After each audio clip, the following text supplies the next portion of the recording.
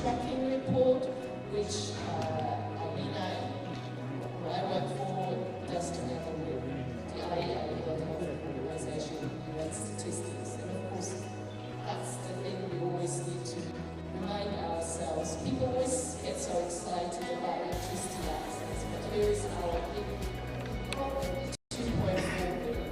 But I thought I'll pick out another one. I mean, 2.4 billion globally. As you can see, we do have 70% access. Unfortunately, it's not going down very much. But this is one of the big issues. We have numerous countries where access barely exists. So, as you will see on that, you can read it, it's basically all African countries, apart from Haiti, which is right at the bottom there.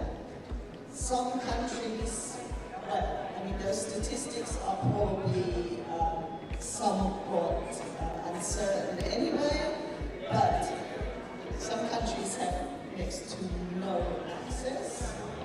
We know about the issue of urban rural, but there is a big problem we need to deal with. And it will be very interesting to hear later on in the sessions what some of the issues are around those countries where there is just no progress. We hear a lot about the positive cases, and that's fantastic. But I think one of the issues is as well to not just the overall scale, but actually to try and get to those countries where no one wants to go. So what are the issues? How do we overcome them? So it would be great to hear some of that later. Just looking at Africa, there is obviously the rural-urban issue, but the big issue is biomass, of course. And because the problem, the scale is so big, we obviously need all of the above, right? So, as we know, we're going to discuss 4 different areas in this room. New technologies, we're going to discuss biomass, we're going to discuss electric cooking, then biogas and bioethanol, but also LPG. Clearly, we can't solve this problem without looking at all of them, and there are different solutions in different places, and that makes, of course, one of the challenging areas. But I think, I mean, we all know about the issue around clean cooking, and we need to do it to but I just wanted to bring to you as well how it fits in with climate change and the energy transition, which energy agencies focused a lot on. So it's interesting actually when you talk to audiences who don't know much about cooking, or nothing about the sort of energy people I talk to, they have no idea how big the issue is. But actually, if you look at our global total planet energy consumption, 8% is what's called the traditional biomass. The problem we're discussing here, really. And when we look at where we need to be in 2050 to meet our climate targets and to achieve an energy transition, this biomass, there is no place for it because there's going to be, it's a very challenging situation to try and switch out of fossil fuels. So biomass, it wouldn't be sustainable, and then of course it's needed in other sectors. For example, in agriculture, some have started other options. So we need to look at cooking problem within that kind of framework as well. And again, the scale is just phenomenal. I thought I'll pick out just one of the technologies we're going to look at today, because some statistics from our member states on biogas. And the picture globally is, well, as you see, we have a sort of static picture in Asia where we have most of the biogas consumption. We have a growing trend in Africa, but from a very, very small basis. And it's one of the solutions which has multiple benefits as well. And we had a session yesterday where we had some interesting contributions, and one of people working on biodigesters and biogas. And of course it offers other opportunities, like for agriculture, to reduce the consumption of artificial fertilizers, for example. So a lot of these solutions can offer multiple benefits, but scaling them up has been extremely complex, and we're looking forward to hearing some of the positive ways forward on these. I think we can probably all agree that none of this can be done just by the private sector. I mean, it's great to see so many innovative companies to be involved in it, but in the end, progress can only be achieved through collaboration between the various stakeholders, and of course governments are extremely important.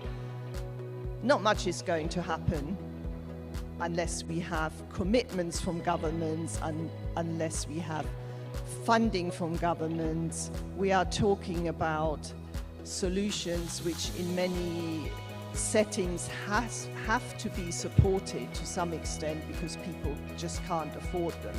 So we produced a report this year on challenges for Africa specifically, and produced this kind of framework for how to promote clean cooking, or how to make real progress on clean cooking. And I've put on here renewable energy solutions, but it applies to clean cooking more broadly. And a lot of this has been talked about for many, many years. Integrated energy planning is not new, and yet we seem to have not made enough progress.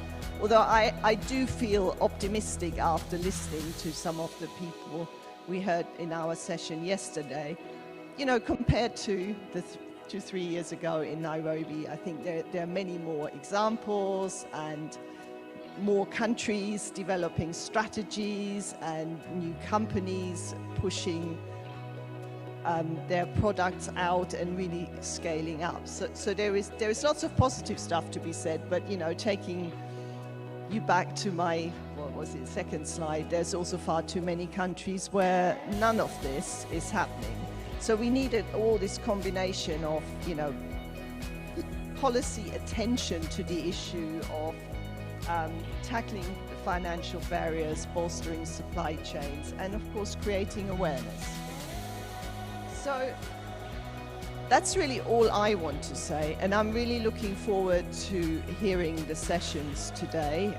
So we're going to kick off with biomass, but then we look at electric cooking, biogas, bioethanol, and finally LPG. And just to remind you, I think we all need to have an open mind on all of these to solve the clean cooking problem. Thank you.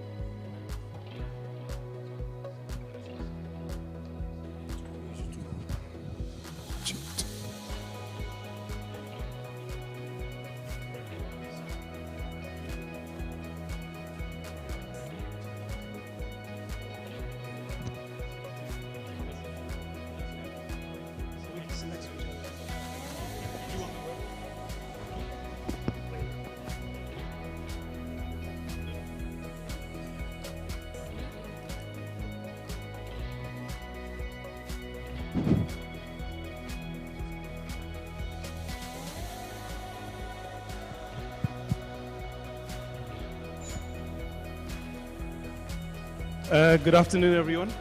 My name is Simba Mudimbu, and I'm part of the CCA team that's very happy to see you all here in Accra for the forum. It's been a long time coming because of COVID, and we haven't had a chance to get everyone together, so thank you all for being here. Apologies for late running, but we'll keep things flowing. There's a few seats here at the front, so if those of you at the back who are on standing room only, there's maybe 5 or 6 seats up here. If I can interest you in more comfort. No? Okay. So I'm really happy to be hosting this panel, which is the first, as we've heard, of 4 sessions that we're having today in this room focused on solutions. And we really want to talk about solutions. I think all of us here understand clean cooking as a problem, and we're not going to preach the converted around the health impacts, the asymmetrical gender impacts, the climate and environment. All of that is, I think, well understood and well read. I think what we want to talk about here is solutions. And starting with this esteemed panel that is sitting with me, we're going to look at some of what's happening in the sector around biomass. So I'm not going to take up too much time on introductions. Sorry, on my own introductions. I want you to hear from the panel and also leave time for you to interact with the panel. So I'm going to start just with introducing the team that's sitting up here with me. First up is Ethan Kay, who is the Managing Director of Emerging Markets at BioLite. And BioLite is an energy company that develops and manufactures breakthrough technologies to cook, charge, and light life beyond the grid. Ethan has spent the last 17 years commercializing clean energy products in Sub-Saharan Africa and India. Welcome, Ethan. Thank you. Next to Ethan is Tanuja Bhattacharjee. She's an energy specialist with the World Bank, and she's been at the bank since 2017. Tanuja is leading a World Bank finance project in Bangladesh that's looking to bring solutions to 5 million people, rural households in Bangladesh. Welcome, Tanuja. And next to Tanuja is Claudia Munch. She is the co-founder and CEO of Biomass Limited in Rwanda. We're based in Rwanda. And Biomass aims to alleviate problems related to affordability, cleanliness, and environmental sustainability of household cooking in urban Africa. And they're a pellet company. And then last but not least at the end is our good friend Chris Mckinney from Burn Manufacturing. Chris is the Chief Commercial Officer of Burn. And Burn is a clean cooking manufacturing company that aims to improve lives and environment through clean cooking products. And Chris is responsible for all of Burn's sales and marketing activities worldwide, as well as their carbon programs. I'm going to start off by just giving the panel a bit of time to tell us a bit more about what they do day to day, what their company does, and in Tanuja's case, the programs that she's working on. And I'll start off with you, Ethan. Tell us a bit more about BioLite. What does BioLite do? What products you make? And how does biomass fit into the general scope of your activities? Sure. Thanks, Simba. So BioLite develops and manufactures cooking, charging, and lighting products for low-income households across emerging markets. We've delivered clean energy access to over 5 million people and have mitigated over 1 million tons of CO2. We operate through a B2B model, so we work exclusively through partners. We operate across over 20 countries in sub-Saharan Africa, and we are both the largest B2B manufacturer in the sector of solar home systems, and alongside Burn, one of the largest manufacturers of clean cookstoves. Thanks. Thank you, Ethan. And Tanuja, if you could just give us a bit more context about where you sit at the bank and how your work is involved with biomass cooking. Yeah, thank you, Simba. So we are having a World Bank financed project on off-grid electrification, which is implemented by a state-owned financier, ITCOL. And that program has a funding on clean cooking, which is aiming to installation of 5 million ICS. And this is based on biomass, and this is locally produced tier 3 level stoves, which is disseminated through a network of local partner organization who is selected through an independent committee. And it's a cluster-based approach where the selected partner organization run the business of ICS and they sell it at the market price at the doorstep and provide all the repair maintenance service. And then ITCOL is in charge of monitoring and evaluation. So that's in a nutshell for the time being how we are doing and working with biomass. Thank you, Tanisha. And Claudia, over to you. Can you tell us a bit more about Biomasters and what you're working on? Yeah, thank you, Simba. Biomasters is a pellet cooking company in Rwanda. More specifically, we operate in urban Rwanda. We import gasifier Tier 4 stoves, and we sell them to individual households or to small businesses either outright, or we consumer finance through a pay-go model. Additionally, we also take care of the fuel that goes with the stoves. We manufacture wood pellets from wood waste in Rwanda.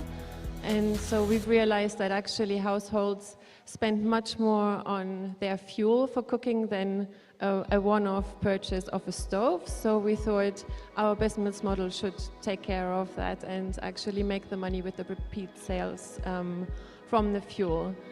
We've been operating for 2.5 years now. We have some good traction with customers. Most of the money that we raised went into setting up our manufacturing capacity. We produce about 1 ton an hour of pellets right now. Our pellet quality is getting better and better, and even good enough now to export to neighboring countries. Maybe also worth mentioning about Biomasters is that our ownership structure is 50-50 of founding members being local and 50% being European.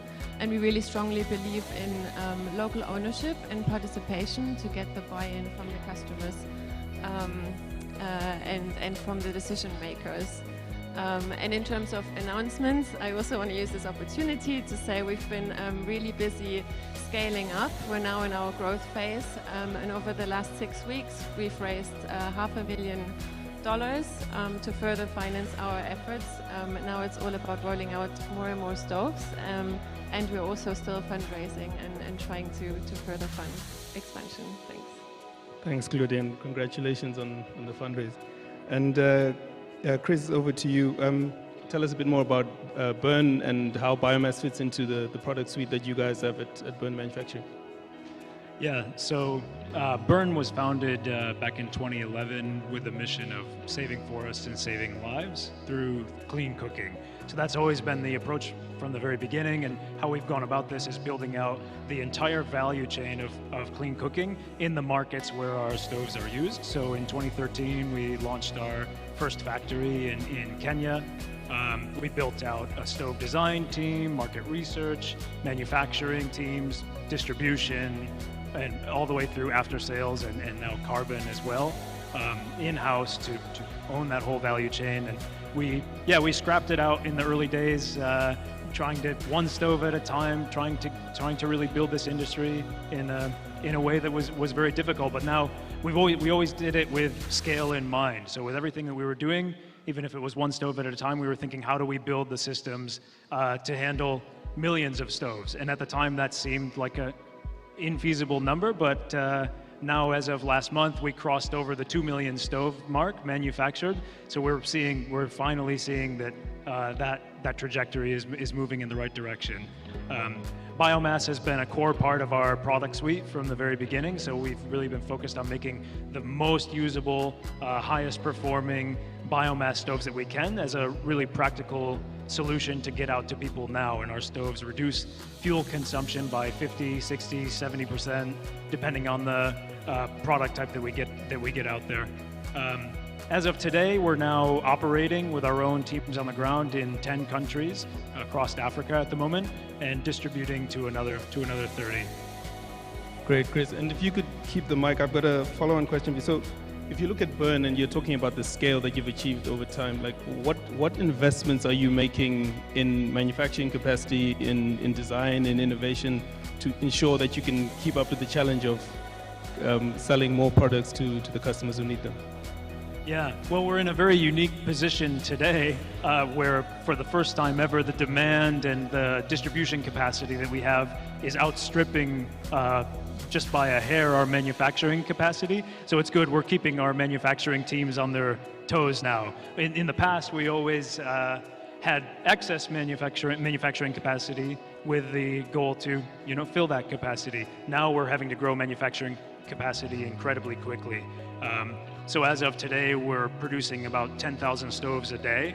And that's from 5 years ago we were doing 10,000 stoves a month. So it's been a very, very rapid growth. And currently we are working on launching manufacturing facilities here in Ghana. And so we'll be manufacturing stoves here in Ghana in March. We're also launching manufacturing facilities in Nigeria and in Kinshasa, DRC. And about 4 months ago, we opened up a second factory in Kenya just to keep up with the way the business was growing. So that we put in a lot of investment into manufacturing. We see that as a really core capacity for us. We've also been putting in a fair amount of investment into new product lines and focusing on how we move people up the energy ladder as we go. So we've been investing heavily in our electric cooking and liquid fuel products, as well as continuing to set the bar higher and higher on the performance of the biomass products. Thanks, Chris. I'm going to go to Ethan next. So you mentioned in your introduction, I'll give you this. You mentioned in your introduction that you guys you work as B2B players, and so can you give the audience a sense of what does it take to distribute biomass products at scale? What partnerships are involved? What does that look like? And what do you think is missing for us to really tip the edge in terms of scale? Thanks, Simba. We're really focused as a business on our core competencies, which are product development, innovation, and manufacturing, and really owning only the pieces of the value chain that we feel we absolutely have to own, and partnering on distribution and finance where there are outstanding, locally run, professionally operated distributors across the continent. And we found that a partnership model has been more scalable for us because it enables us to move across geographies more quickly than we'd be able to do so ourselves. It's also helped us stay laser focused on what we think we're best at, which is product development. And so over the last decade, we've launched a pretty wide suite of products, from biomass and charcoal cookstoves to solar lanterns and home systems to backup kilowatt scale power systems as an alternative to diesel generators. And so by being laser focused on aspects of the value chain that we're best at, we feel that we've been able to scale our distribution and impact more than we would be if we were vertically integrated. Okay, thank you, Ethan. And I'm going to go over to Claudia. So you do pellets, and I don't think it's universally understood, and I think there's a bit of skepticism, if I can say that, in the market. So why do you think pellets are a good idea? And what does the pellet the value chain, distribution chain look like in your business model? So yeah, why are pellets a good idea? Because it's the most affordable form of really clean cooking. In fact, it's the only form of biomass cooking that is tier 4. And there was actually just recently a paper published in the scientific magazine Nature, and that compared different cooking technologies based on 3 criteria. It was climate impact, health impact, and affordability.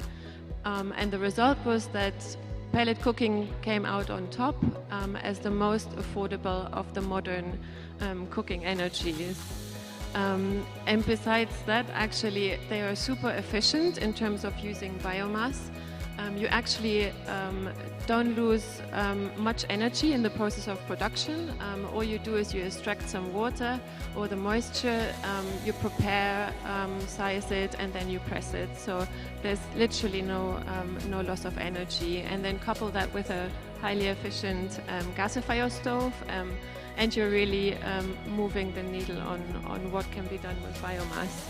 And on top of that, we are very, very conscious of affordability. That's why we decided to also manufacture the pellets in Rwanda.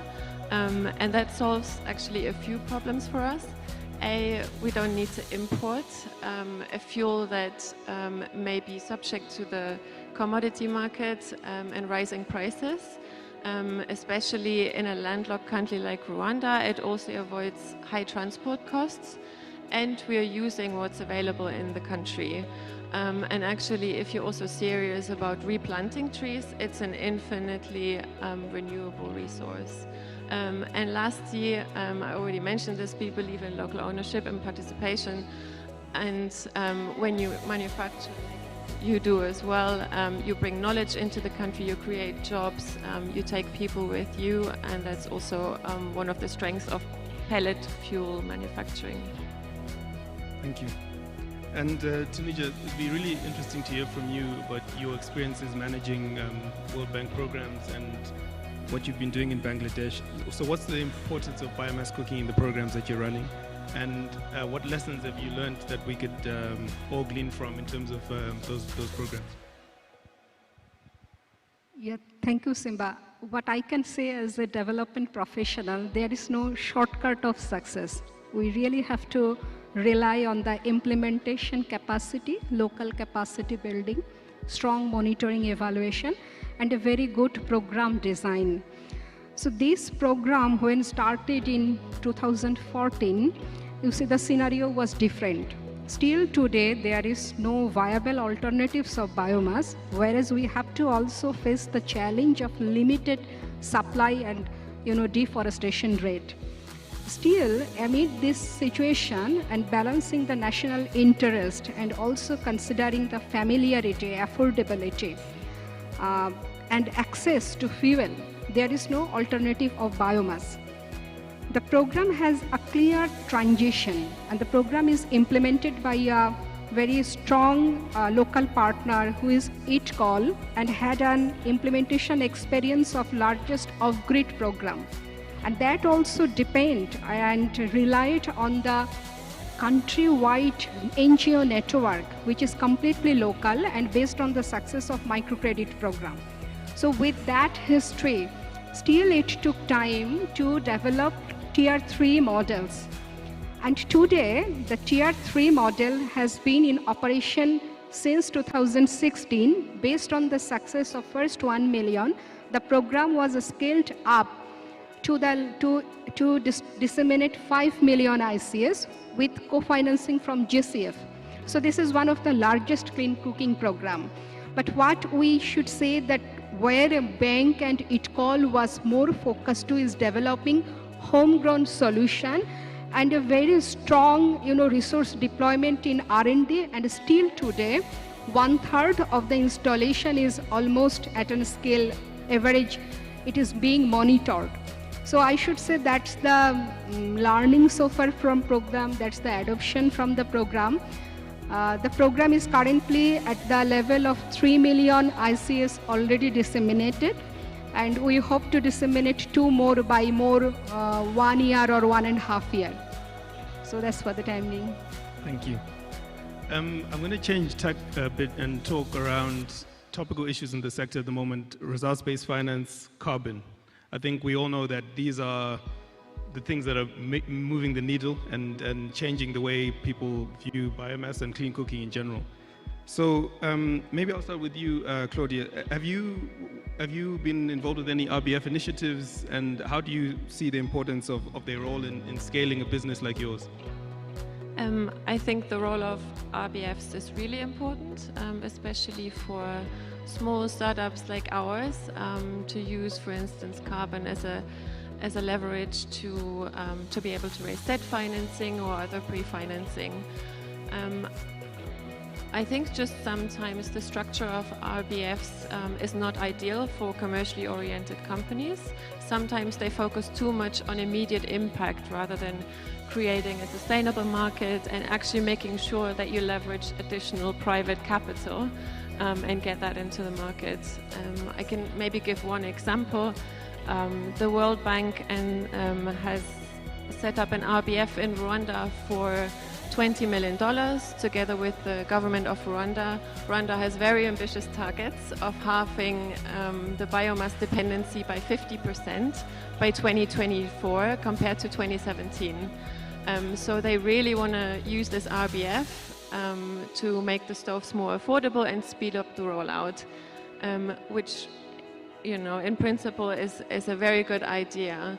Just the practical structure of it actually mandates that all participants have to waive their carbon rights and their carbon credits, which basically then in turn restricts us to leverage further funding. So in principle, RBF's a great tool, they just need to be structured right. Interesting observations from Rwanda. And then, Chris, how has Burn's business model changed in light of the carbon finance opportunity and the carbon price at the moment? What are you guys doing around carbon? Yeah, carbon has acted as a massive accelerator for our business over the last couple of years. So I'd like to kind of take a step back and highlight a study that was just published in the leading economics journal in the world, the American Economics Review. It was a randomized control trial of implementing putting burn stoves into homes and trying to measure comprehensively every impact that was created, from fuel savings to health, to economic savings, to further kind of societal benefits. And they found massive benefits. So they found that when they tried to put a number to it, a burn stove could produce roughly $1,000 or more of societal, economic, and health value over the life of the stove. So it's got this, delivering a stove to a home has a massive value, but where have the capital flows come in to help support the delivery of that value? Because one of the other key findings of the study was the willingness to pay and the ability to pay and the liquidity are just not there for the vast majority of people who need the product. So carbon has kind of come in and stepped in the last couple of years and provided a critical funding gap to make the end users of the product much more accessible for us. And we've seen a massive scaling of our business as a result. As of today, we have carbon finance deals in progress to distribute roughly 1.3 million stoves to end users over the next year. And we have many partners, I see several of them in the room today, who are also pursuing their own carbon financing projects to deliver burn stoves to markets that they have as well. So it's been a really key kind of accelerator of our industry in general. I think speaks to a lot of the excitement that we're seeing at this forum here this year as well. Great, thanks, Chris. And Ethan, how do you see carbon, RBF, and its role in making biomass work at scale? Thanks. Maybe I'll pull those two topics apart. So, firstly, we've participated in a bunch of RBFs over the years, and I don't want to group them all together, but I do overall agree with Claudia's conclusion that they're often unnecessarily complex and that they're not always set up around long-term market sustainability. And I see them as somewhere between a Band-Aid and a sugar high for a market. Just as an example, we participated in an RBF a few years ago in Uganda, where the taxes and tariffs on cookstoves were really high. In fact, they were more than the value of the RBF. And we tried to work with the funder to address the regulatory environment to make this more sustainable, but they weren't super interested in that. And so at the end of the RBF, the market fell back apart for commercially manufactured cookstoves. And so I think it's really critical to think about long-term market sustainability, as Claudia said, in setting up these RBFs. In the context of carbon, I mean, it goes without saying it's utterly essential. 2 years ago, I sat on stage at the Clean Cooking Alliance and said that there is no cooking business that just does cookstoves that is sustainable. And I don't think that's the case anymore, so long as carbon markets hold. I think there's plenty of companies here that are on the path to profitability because of carbon. But I do think, and maybe this doesn't even need to be said, but it's a volatile commodity tied to an external market that none of us have control over, that we've seen the bottom fall out of before. And so I think it's really important to stay diversified as businesses and as a sector. And so I think at best, carbon can help companies like those of us up here be long-term sustainable. And then at worst, carbon can be an enabler for handout programs, which are very damaging to markets, at least in my view. And so, yeah, I think as a sector, we need to have a point of view on that. Thank you, Ethan. And yeah, very topical. And throughout the forum and the next couple of days, there'll be conversations going on around this. And I would encourage you all to get involved, because I think you're right, Ethan. As a sector, we kind of have to figure this out together and make sure that we take things forward. And Tanuja, if I could just, what's the World Bank's take on carbon? Do you agree that there's an opportunity? Are there any risks or red flags that you would say that are out there that the sector needs to be aware of? Thank you, Simba. I think, yes, carbon finance is definitely a big opportunity which can help to scaling up this solution.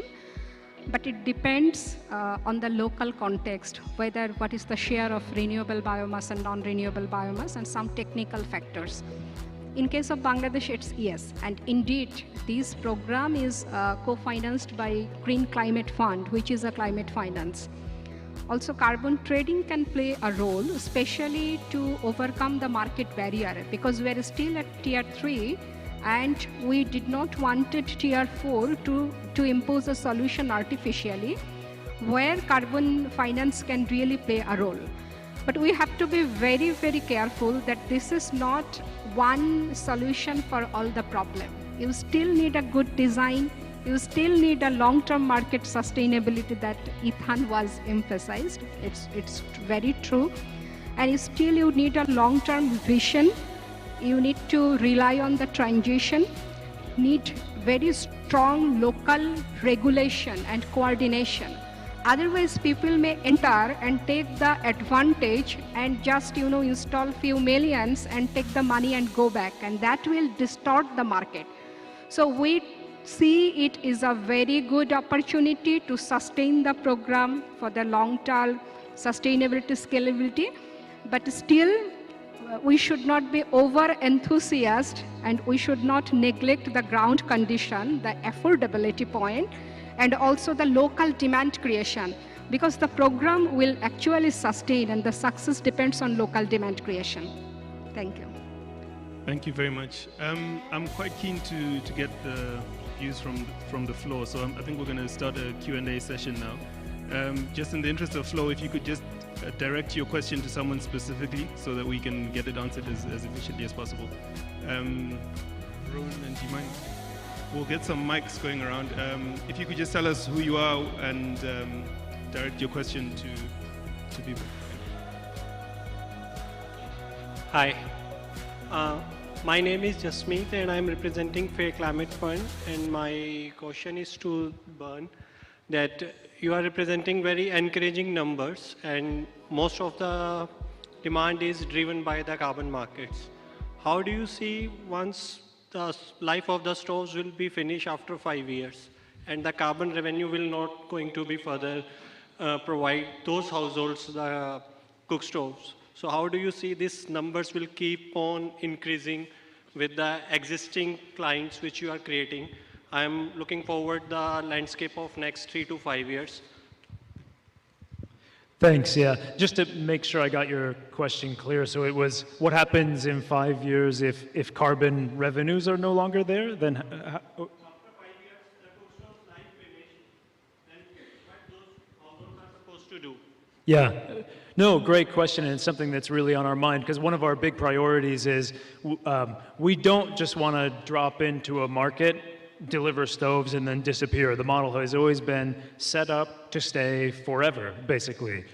So if you look at Kenya, which was our first market, we've set up a network, a permanent network of service stations and distribution points across the entire country to continue to be able to deliver people stoves for as long as they need them. And that's the model that we're rolling out across every country. Every country has a network of service stations, call centers, distribution points, and the idea is that they're there forever. And ideally, from our perspective, Burn is delivering a suite of products to move people up the energy ladder as they grow with us. So, in my mind, we're at the point now over the next couple of years where people can be coming off of our stoves, but they're loyal customers. They loved our product. And we can be upgrading them to a liquid fuel stove, to an electric stove, and continue moving them up the ladder. And the beauty of those solutions is the lifetime and longevity is also a lot better, from a biomass stove that lasts 5 or 7 years to a product that can last 10 years, 15 years. So that's the picture. Right. Hi, I'm Govind Agrawal. I'm from Anaxi Digital Runners from India. We are focusing on tech for climate. My question is to Ms. Tanuja regarding how important is last mile monitoring of cookstove distribution in terms of ensuring that the beneficiary is using it, ensuring that the correct beneficiary was identified, and then monitoring it for next 5 to 7 years, whatever is life of the cookstove. What all is being done in this? No, thank you very much for the question. I think I very quickly touched on it, that monitoring and evaluation is very important, and that is the role of the development workers or the development finance.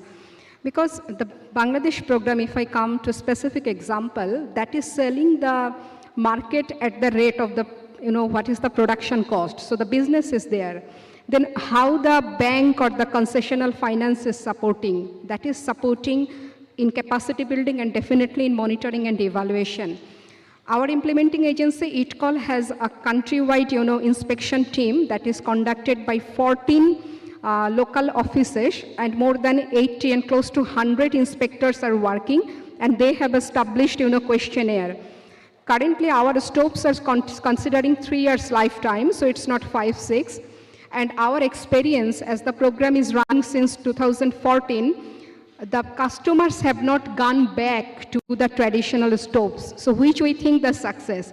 And when we say this is 3 million for the first time for one household. The second time selling we are not considering. So in that way the program already achieved more than 3 million. But in a nutshell, I fully agree, and I want to repeat that monitoring and evaluation should be key, not to distort the market. Because there is the development finance, there are some concessional resource. So people may take the bypass. So monitoring is really, really important, and that already includes not only the technical performance of the stoves, but the performance of the partner organization who is running the business, whether they are just, giving a system that you are not running, whether staking is taking place, or whether they are bypassing local awareness, sensitization. So depending on everything, the fund is supporting local demand creation. But yes, agree, monitoring is the key of the program. And because baseline is only like 5 to 10%, it's like, the baseline survey requirement is quite less, right? Rather than maybe 100% baseline survey to be done. That is where I guess that bypass gets created while filing the project. 1/3, I said the monitoring and evaluation almost, more than 30%, so not 5, okay. 10. Oh, okay, thanks.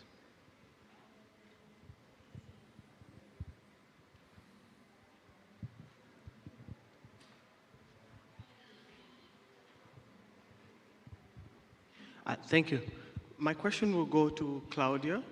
You mentioned that you want to expand into to the neighboring countries. Your product is ready to expand to the neighboring countries, yes? Sorry, I struggled to hear your question. You mentioned that your product is ready to be distributed to the neighboring countries. Yes. Are you going to move into those countries by producing in those countries, or are you going to export your product into those countries? In the long term, we're certainly looking at setting up facilities all across Africa. But for now, we really want to prove the model and the concept in Rwanda, and we really want to sort of prove that pellet business can be profitable. So for now, we're using the exports to diversify our revenue streams and to basically fill out our capacity until we've scaled enough. So within that process, are you using local partners, or are you having your team built within those countries? No, we export to pellet organizations that already operate in those other countries. Okay, thank you.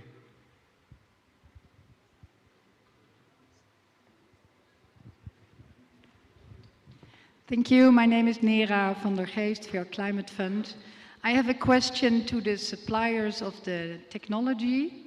The carbon markets are rising, but we hear about the ability to pay of households for a cook stove.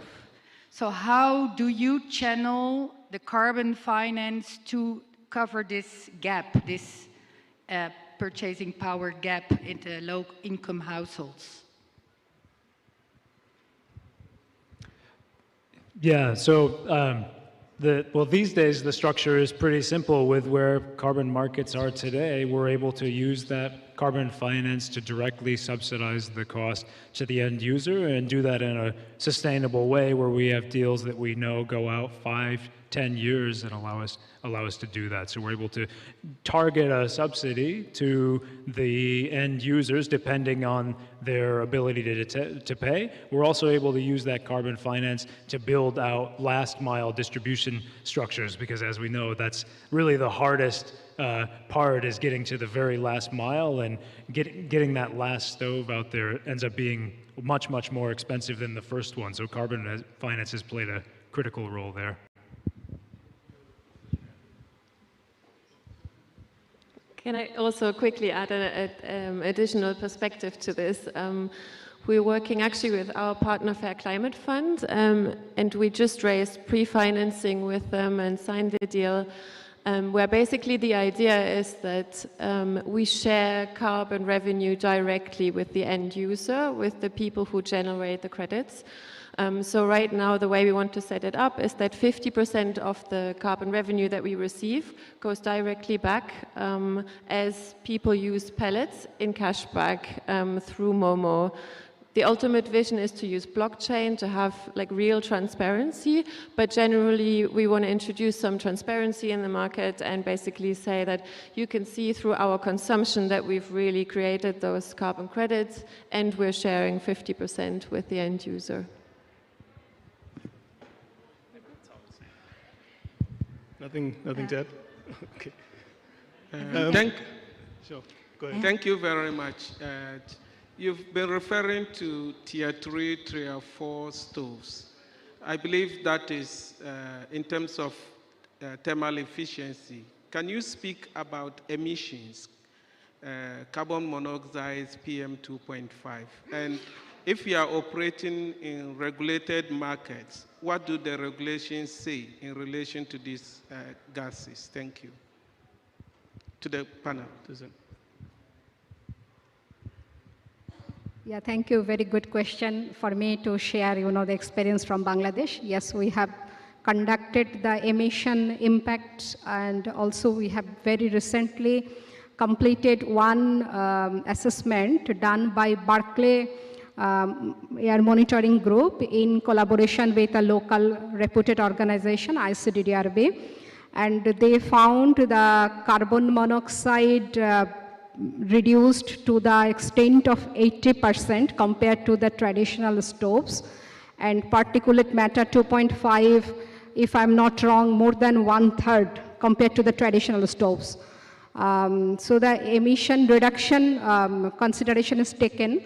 And regarding the standard, if you said, our stoves are being checked in nationally reputed and also regionally reputed emission conducting labs,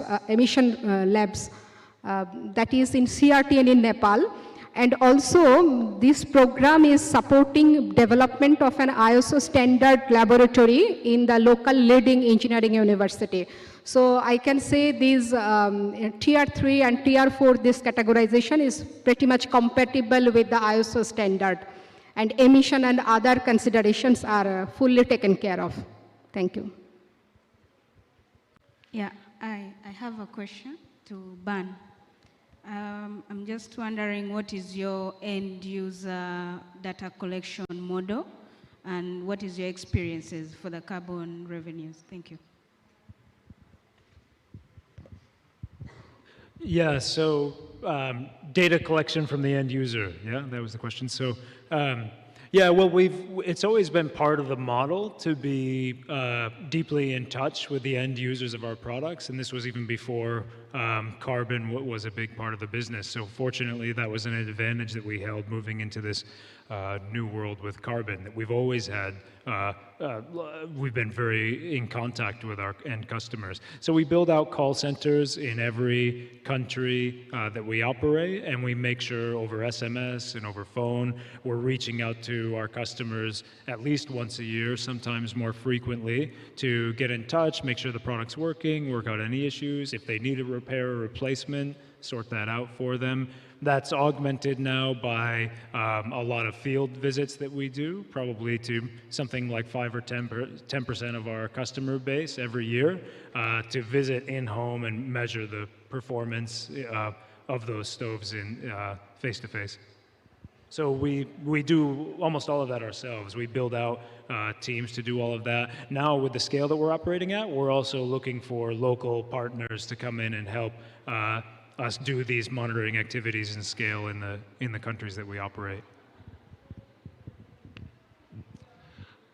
Thank you. This is a great panel. My name is John Mitchell from the U.S. Environmental Protection Agency, and I have a question that Claudia kind of already answered, and I'm wondering if the other folks in the panel, do you think in the out years you'll be able to pay people to use your stove, buy carbon credits, even a small amount, $2, $4 a year? Because by them using the stove, they're reducing the carbon. And then this would encourage them to have more exclusive use of your stove and ensure that they'll buy another one when it finally breaks. And I'm just wondering if you've ever considered this. Yeah, I can take that. It's something we've been looking at as well. I mean, ultimately, the users are the ones creating those emission reductions. I think in part it will depend on where carbon markets for cook stoves go and what's achievable. As of today, we're able to raise the financing to be able to get those stoves at a heavily subsidized cost to the end user, but there's not quite enough room there in the models that we have today to then push out running payments. We're allocating a lot of that to doing the ongoing maintenance and continued distribution to those same customers. But especially as we move into more of a metered environment, liquid fuel stoves, electric stoves, and an environment where we have a much kind of deeper connection with the end customer and their usage, I think those models will become more and more common as a way to both give back to the customer and also encourage usage. Yeah.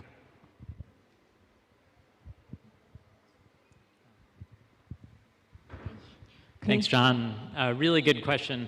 I think for BioLite, it would come down to a question around monitoring and methodology. So, for example, with our first biomass stove called the home stove, we built onboard stove usage monitors and into the first 10,000 units to understand how people were using the stoves, and then reached out to the carbon accreditation bodies, and they didn't know what to do with the data that we had come up with, and it wasn't an approved methodology. So I think it's, firstly, some behavioral economics research should go into what you're proposing, and probably we could pull from work done in other sectors. But secondly, I think there's both a technology question around how you operationalize it, and then a methodology question around how carbon organizations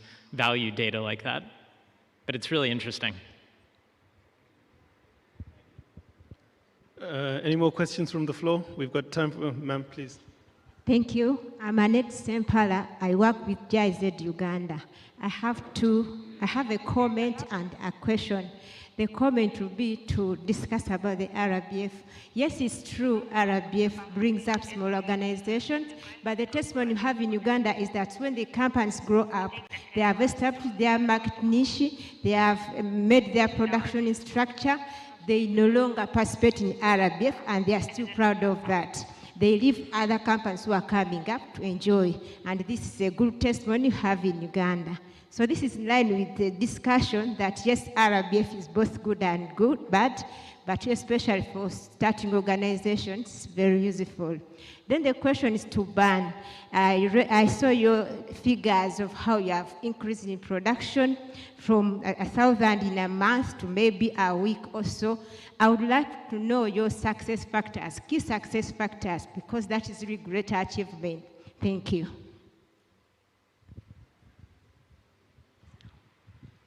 Thanks. I mean, yeah, it's been so many things over so many years that have really led to this. I think a lot of it, though, comes down to foresight and commitment to a plan and a mission. Like I said, we always kind of had a build it and they will come approach to things. So we built out manufacturing capacity well in advance of when the demand came, knowing that there were many avenues through which that demand could come. So now when, it's particularly with carbon markets coming on board, a lot more development finance interest in clean cooking, we've already had the structures set up to be able to handle that. So we've really had a laser focus on building out the product design capacity and the manufacturing capacity and the quality of those two things well in advance of when it would be needed. I think that's one of the key things. Thank you. I think we can take one last one, ma'am. Krista Roth, Cleaner Cooking Condition. I want to challenge a little bit the picture that you put out, Chris, on the energy ladder, that you want to move people from one to another.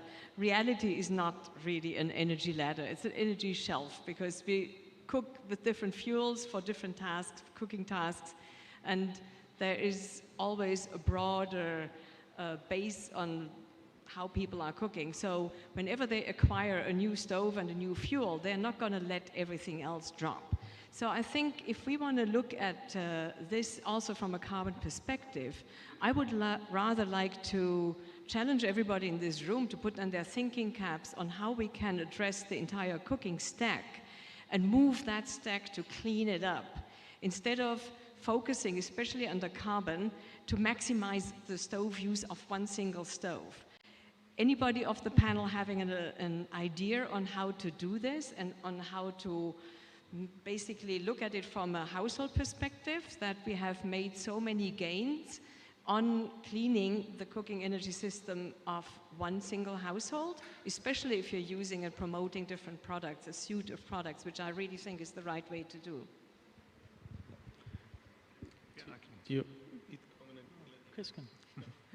I can respond briefly, and then no, it's a great point. The concept of an energy ladder is an oversimplification, of course, and it's something that we see all the time. I kind of I get very skeptical when I hear about projects that are able to displace 100% of a traditional cooking solution, because people use those traditional solutions for many reasons, and it's not. I just don't think it's practically possible to replace 100% of any fuel for most homes. So the focus is on how do you replace a majority, and how do you get people a suite of products that can meet all of their cooking needs. And certainly the picture for me is, will we be able to get people to stop using wood or charcoal entirely, even if we move them to electric or to gas or to other fuels? No, but then the picture for burn is, well, then hopefully they're still using a burn biomass stove for that little bit of usage that they have yet left. I mean, for us, we're by the time that people are adopting these even cleaner technologies en masse, I think the savings that people will realize will be large enough to be able for them to afford the other products that we have, even if there isn't a great deal of carbon project financing behind them. By that point, I suspect we'll have created a market and a loyal customer base that is willing to keep using those other products as well. And we even see some of that today, where we see homes who have bought multiple products of ours for multiple different fuel types. And of course, from a carbon perspective, we're only able to count one of those, but they're willing to buy the other one outright. So I do think there's a market approach that will be able to cover that. No particular answer, but a reaction as you challenged everyone in the room. We welcome the challenge. Keep asking, keep challenging, because we are all in the learning curve. And we are experiencing, we are sharing the good experience, we are sharing the story of our failure, and that something should be continued. So I would very much welcome everyone to question, to ask, and that is actually opening the window for us to learn and refine our approach and initiative. Thanks. Thank you, Tanuja. That's a great note to end on. I'd like to thank all of you for attending this panel discussion. As we said at the beginning, it's the first of 4 that are happening in this room that are focusing on all the different fuels and technologies. So the question at the end there around how do you think about the stack and cleaning up the stack is all really important. We're going to be looking at all the other fuels and technologies and solutions that are out there. I've been really happy to have a great panel today. Thank you so much for your time and for coming here today to share your experiences. Before we go for lunch, I just want to plug the Innovation Expo. So a lot of what we've been talking about today, the solutions, some of them that are on the stage today, but lots more are in the Innovation Expo. So especially if you're not familiar with the technologies, the stoves, and the different solutions that are out there, please make some time to visit and speak to the people there. So on that note, I would like to thank all of you. Quick message from Catherine. Thank you, Simba, and thank you to everyone in the room. Quick logistical note about, I'm sure, what's on your mind now, which is lunch. Since we've had to adjust the schedule slightly today, lunch will be from 1:30 to 2:30. You'll have 2 options for lunch rooms. It's the same buffet, just in 2 areas. All you need is your badge to get into lunch. When you exit this meeting room, please go up the stairs past registration. That is your first lunchroom option. It's a room called Chez George. If that looks full, please continue up the spiral staircase or take the elevator to the 3rd floor. The next lunchroom option is called Papillon. And again, lunch is until 2:30, and we would love to see you back in breakout rooms for the next sessions, starting at 2:30 sharp. Thank you so much. Enjoy your lunch and see you at the next session.